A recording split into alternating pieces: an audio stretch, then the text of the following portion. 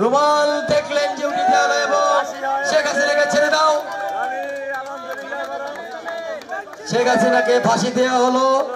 আসো, আস্তে আস্তে নিয়ে আসো, মরার আগে আবার পরে না মরে যাই, এই একটা যন্ত্রণা আছে। আপনারা দেখছেন যে আপনারা একটু সাইড দেন ভাই, আপনারা একটু কাইন্ডলি ভিতরে যান, আস্তে আস্তে ভাই, এত জোরে তোর বুড়ি মানুষ ভাই এভাবে করে নিয়ে যেতে হয় না, বয়স্ক মানুষ আস্তে আস্তে নাও, মরার আগেই মেরে ফেলবা নাকি? আস্তে আস্তে আস্তে আস্তে ভাই, এত তাড়াহুড়া কিছু নাই, এত তাড়াহুড়া কিছু নাই। আমাদের এখানে ম্যাজিস্ট্রেট আছে ভাই, আপনারা একটু পিছনে যান ভাই, আর ফুটেজ খাওয়ার দরকার নেই, প্লিজ পিছনে যাই আমরা একটু।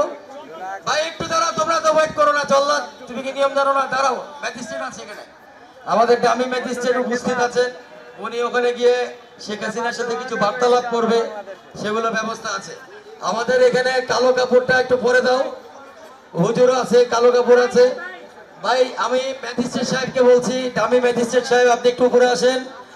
আমাদের যে আসামি আছে ফাঁসির কাস্টে, তার একটা স্বীকারোক্তি নেন এবং উনি কি বলে আপনি এসে জানান, উনি কি ওনার অপরাধ স্বীকার করেছে কিনা। আপনি গিয়ে আপনি স্বীকারোক্তি নিয়ে আসেন, যান আপনি ওদিকে যান। আস্তাগফিরুল্লাহ কি জানে না? তাহলে আপনারা একটু বলে দেন যে আস্তাগফিরুল্লাহ। আমি তো ওনার হজে যাওয়ার ছবি দেখেছিলাম, ওরে কাঁদতেছে, স্বীকার করতেছে, শেষ সময় অন্তিম সময় স্বীকার করতেছে। ওনার কি কোনো শেষ ইচ্ছা আছে ম্যাজিস্ট্রেট সাহেব? আমি ম্যাজিস্ট্রেট, ওনার কি কোনো শেষ ইচ্ছা আছে? আপনি কি জিজ্ঞেস করেছেন? এই কি বলেন, ইলিশ মাছ খাইতে চাইবে কেন? না ইলিশ মাছ কেন খাইতে চাইবে ভাই? এটা তো ঠিক না, না না না, এরকম হওয়ার কথা না। কিছু রেডি আছে যেটা আল্লাহ নিজে দিবে। আপনারা কালো কাপড়টা, ওনার মুখের কালো কাপড়টা জল্লাদের কাছে হ্যান্ড ওভার করার জন্য আমি অনুরোধ করব। কালো কাপড়টা তাকে পরিয়ে দেওয়া হোক। মোদির সাথে দেখা করার সুযোগ দেওয়া হোক, ওনার একমাত্র স্বামী হচ্ছে মোদি, মোদির সাথে দেখা করার সুযোগ দেওয়া হোক। এই মুহূর্তে আসলে সেই উপায় নাই, কারণ একদম ফাঁসির মানে কাছে আছে, দড়ি খুব কাছে আছে। আমরা দেখতে পাচ্ছি কালো কাপড় দিয়ে তার মুখ ঢেকে দেওয়া হচ্ছে। আমার নিজেরও খুব খারাপ লাগছে ব্যাপারটা আসলে। আস্তে আস্তে, তোমাদের এত তাড়াহুড়া কেন ভাই বুঝলাম না। কাপড়টা বাঁধো, কালো কাপড়টা বাঁধো। উনি কলমা পড়েছে, আলহামদুলিল্লাহ। আল্লাহ আমাদের যা শাস্তি দিচ্ছি, আল্লাহ ওনাকে ক্ষমা করে দিক। জমটুপি পরানো হচ্ছে, আপনারা দেখছেন। খুবই আপনাদের যারা আওয়ামী লীগের লোকজন আছে হয়তো খুব হৃদয় বিদারক লাগছে আপনাদের কাছে। এইভাবেই কিন্তু ফাঁসি দেওয়া হবে।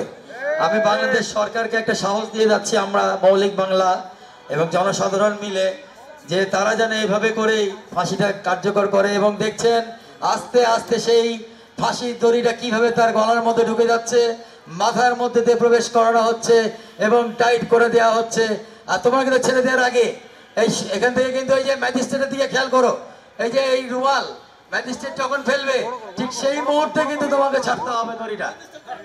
ম্যাজিস্ট্রেট আর একটু সামনে যাক, আমি একটু ঘড়িটা দেখি, আমার 1 মিনিটের মধ্যে আমি এই সাদা কিছু ইন্ডিয়াতে গিয়ে বহুত গালাগালি হবে, বহুত মানে আমার বাপ মা তুলে, বউ বাচ্চা তুলে দেওয়া হবে। কোনো সমস্যা নাই, তোমাদের ভুল ভাঙবে, তোমাদের নেত্রী আর কোনোদিন ফিরবে না, নেত্রী ক্ষমতাতেও ফিরবে না, কিছুতেই ফিরবে না। তোমরা ফিরে আসো, তোমরা বাংলাদেশে ফিরে আসো, তোমরা বাংলাদেশের ভালো মানুষের দিকে ফিরে আসো। রুমাল দেখলেন যে উঠে গেল এবং শেখ হাসিনাকে ছেড়ে দাও। শেখ হাসিনাকে ফাঁসি দেওয়া হলো এবং নড়ানড়ি করছে, ছটফট করছে, শেষ নিঃশ্বাস হয়তো বের হয়ে যাচ্ছে, ছটফট করছে, ছটফট করছে, শেষ নিঃশ্বাসটা বের হয়ে যাচ্ছে মনে হয়। লা ইলাহা ইল্লাল্লাহু মুহাম্মাদুর রাসূলুল্লাহ, ইন্না লিল্লাহি ওয়া ইন্না ইলাইহি রাজিউন। আমরা সবাই ইন্না লিল্লাহি ওয়া ইন্না ইলাইহি রাজিউন পড়ি, কারণ সে চলে গেছে, যে চলে গেছে তার উপরে রাগ রাখতে হয় না।